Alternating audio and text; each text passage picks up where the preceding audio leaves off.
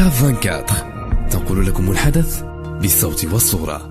Je l'ai pas eu directement, Yassine, qu'un téléphone t'a fait parce qu'il est en récupération à Indo-Humain. Il y a eu un traumatisme crânien, donc il doit être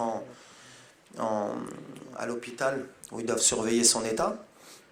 Mais j'ai eu son représentant qui m'a dit que, alhamdoulilah, ça allait bien, donc dans 48 heures, il devrait sortir et il devrait aller mieux pour pouvoir nous rejoindre.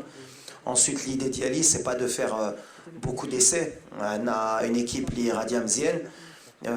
L'idée, c'est que le groupe y grandisse, qu'on progresse. Chauvetour n'a pas choisi des matchs amicaux faciles. Contre Leptem Raïs, il chauffe des équipes où on va être en difficulté pour continuer à progresser. Et je voudrais le remercier parce que chez Jibna le Brésil fait le Maghreb. Amram qui le Brésil fait le Maghreb, l'histoire. Donc voilà, c'est des grands matchs où on va encore pouvoir progresser. La lignée de la Coupe du Monde, on a des petites équipes.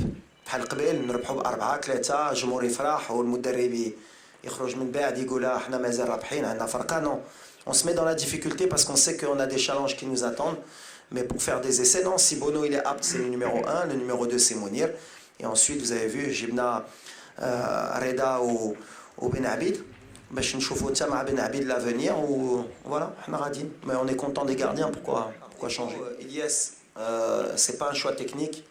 Il est blessé, ça fait 15 jours qu'il ne joue pas. On ne sait pas où il en est. Est-ce qu'il va pouvoir jouer en fin de semaine?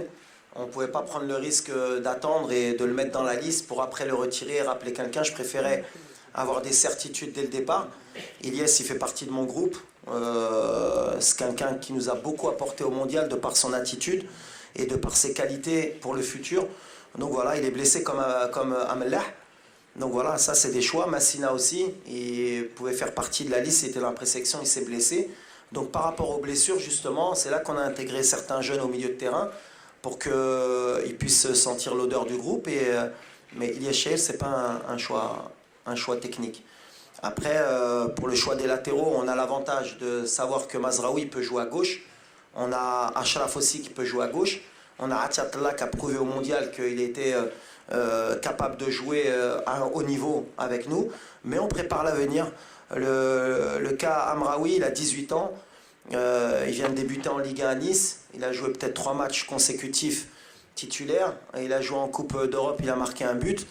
Alors peut-être c'est un peu trop tôt pour lui, mais pour moi il n'est jamais trop tôt. Des joueurs comme Achraf, ils sont arrivés tôt, on lui envoie un signal fort pour lui dire que voilà, la porte elle est ouverte, et on envoie aussi un signal fort à beaucoup de binationaux pour dire que l'âge n'importe pas. S'il y a de la qualité, qu'ils ont envie de défendre les couleurs du Maroc, ils sont les bienvenus.